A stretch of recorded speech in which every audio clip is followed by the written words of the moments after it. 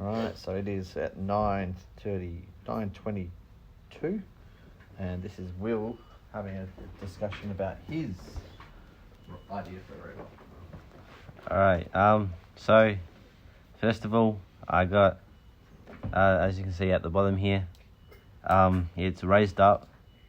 It's going on a platform above, I'm not sure quite how high, but above the wheels, because the higher the platform, the less long the arm needs to be, which means that the arm will be a lot more stable.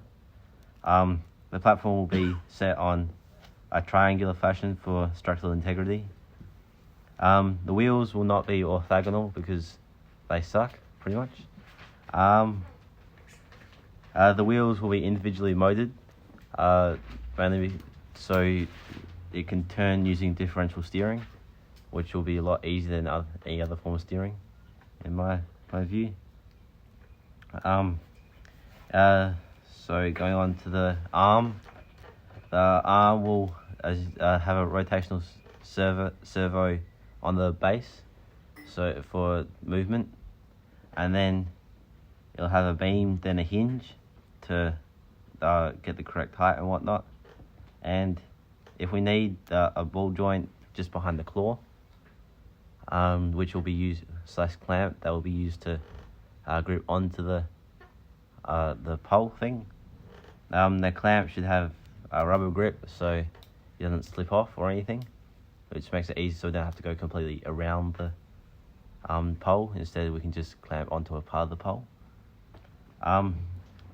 This also is not a magnet. What else? So on the claw, magnet. I said magnet. Possibly we can have a camera, an infrared camera. I kind of didn't really know the way to put it, so I put it pretty much on the claw. So as it has a high you can put it up higher, so it has better visibility. So if there are infrared stickers on the pole, it makes it a lot easier to see. The camera placement can be moved. That was just where I put it. The chassis itself on the platform is a square with a bit cut out, so the thing can go around the pole. And then these two arms here are like hugging arms. So when it goes around, they move in to hold the pole on, so it keeps it in place. Hence the hugging. So the battery is on the back, on the top of the platform, and then that's the computer thing, and then the battery will be underneath the platform, hopefully bring the center of mass a bit further down. And I think that's it. Okay, cool. Good, yeah. Alright, so any questions from anybody? Hamish, do you have a question?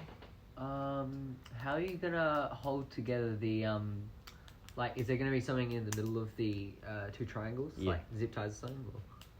Hopefully there'll be two either side, so they'll be bolted together on either side. Cool. Are you saying that where the wheels are, you'll have the two triangles on that side, and then where the other set of wheels are, there'll be the two triangles and if necessary, there will be one on the back as well. Yeah. Alright. Any other comments? Any problems with this? I think it's mostly good. It's just, I think the hardest part about this is going to be getting the arm to actually work, because, just for everything, like not just your designs, because if you have an arm, if you move like one part, the rest all moves rotationally, which is a massive pain to calculate. Yeah, I think like the hinge in the middle is gonna either have to be super heavy or it's gonna be really weak.